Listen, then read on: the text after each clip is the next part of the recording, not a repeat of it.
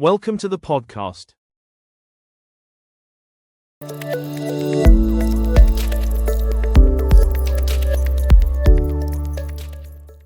Hello everyone, and welcome back to the British Accent Podcast. I'm Emily, and as always, I'm here with Nick. Today we're diving into a topic that I think every English learner needs to hear: why making mistakes is actually the best way to learn English. Yes, this is such an important subject, because so many learners are afraid of mistakes. They want to speak perfectly, write perfectly, and use the exact grammar rules every single time. But here's the truth: mistakes aren't just normal, they're necessary. They're the fuel that pushes your English forward. Exactly. Think about it. Every mistake you make is like a little teacher that shows you what to improve. If you never made mistakes, you'd never discover your weak points, and you'd never grow. So instead of thinking, "Oh no, I made a mistake," it's better to think, "Great, I just found something to work on." That's such a mindset shift, isn't it? Because when you start to see mistakes as lessons, you stop being afraid of them. And when you're not afraid, you speak more, you practice more, and naturally, you learn faster. And here's another thing: mistakes make learning memorable.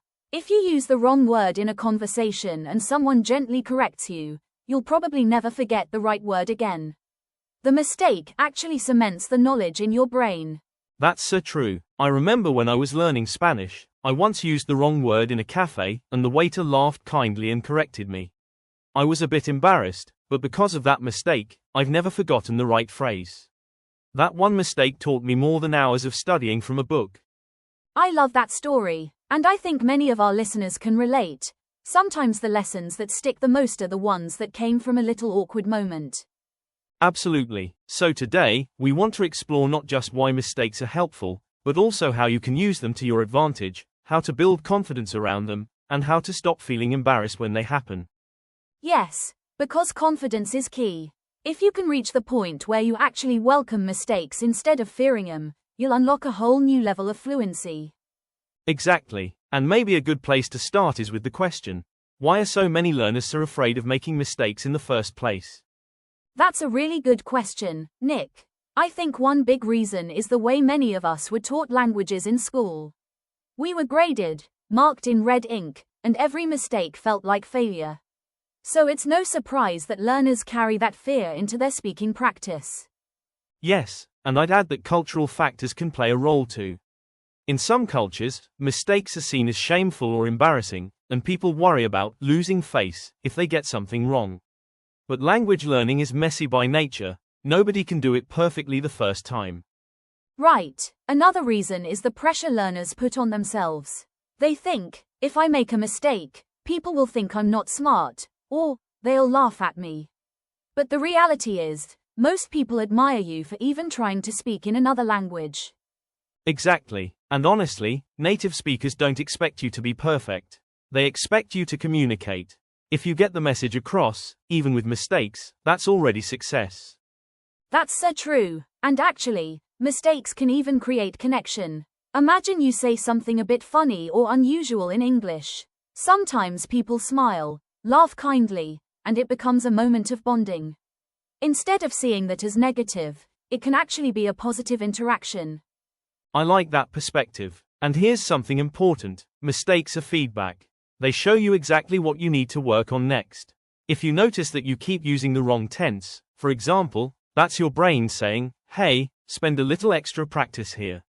Yes, mistakes are like road signs pointing you toward progress.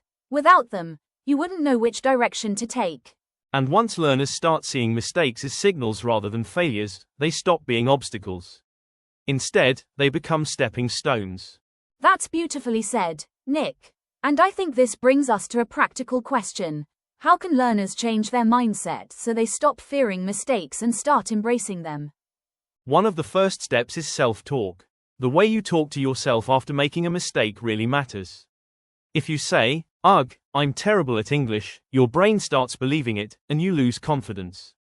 But if instead you say, "Okay, I learned something new," you'll stay motivated and positive. Yes, and I'd add that writing mistakes down can be really helpful too.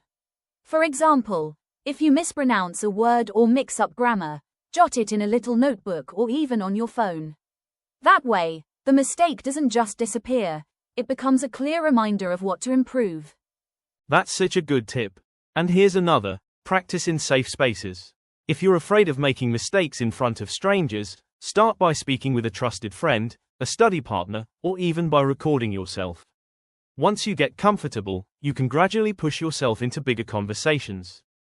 Definitely. And learners can also use humor as a tool. Laugh at your mistakes. If you say something funny by accident, don't feel embarrassed, smile, enjoy it, and move on. Humor takes away the fear and replaces it with joy. I love that, because in the end, mistakes aren't just about fixing grammar or vocabulary, they're about building resilience. Every time you recover from a mistake, you prove to yourself that you can keep going, and that builds confidence over time. And that confidence is what eventually makes you fluent. People often think fluency means perfect English, but it's actually the ability to keep speaking through the mistakes without stopping. Exactly, that's why the learners who progress fastest aren't the ones who avoid mistakes, they're the ones who make a ton of them and keep moving forward. Yes, and that reminds me of something. Many of the best language learners actually seek out mistakes, because they know each one is a chance to grow. That's such an important point.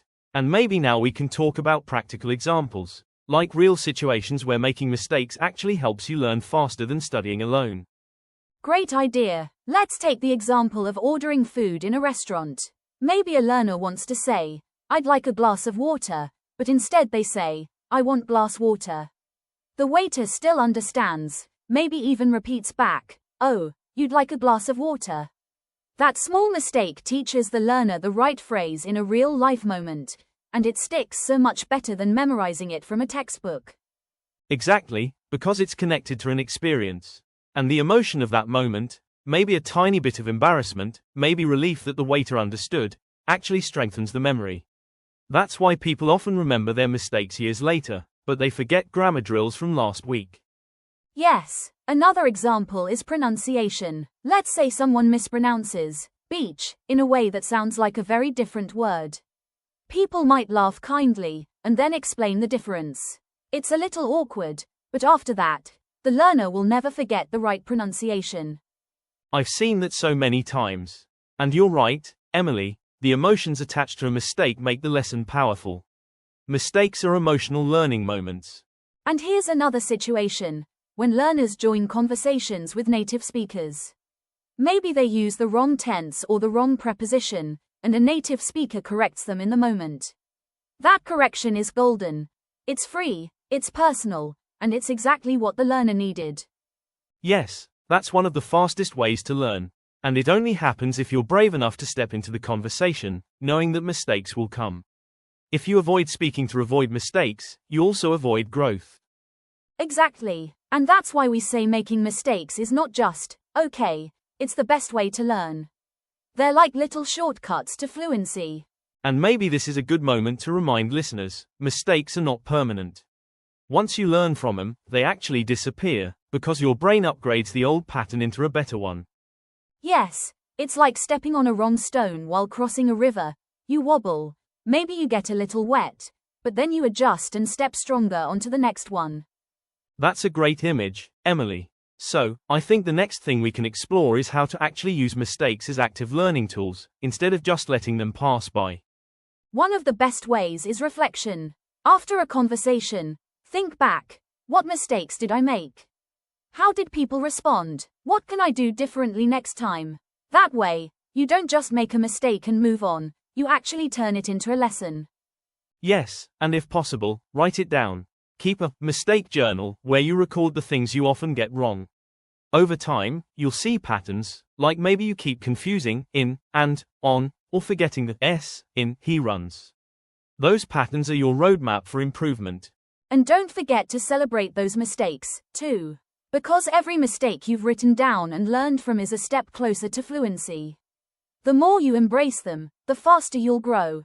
That's the big takeaway. Mistakes are not failures, they're fuel. They're not something to fear, but something to welcome.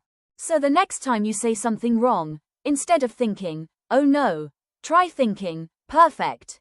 This is how I learn." That small mindset change will transform your English journey. Well said, Emily. And that's where we'll wrap up today's episode of the British Accent Podcast. Thank you so much for listening, and remember, mistakes aren't the end of the story, they're the beginning of progress. Keep speaking, keep practicing, and don't be afraid to stumble. That's where fluency is born. Until next time, take care and happy learning. Bye everyone.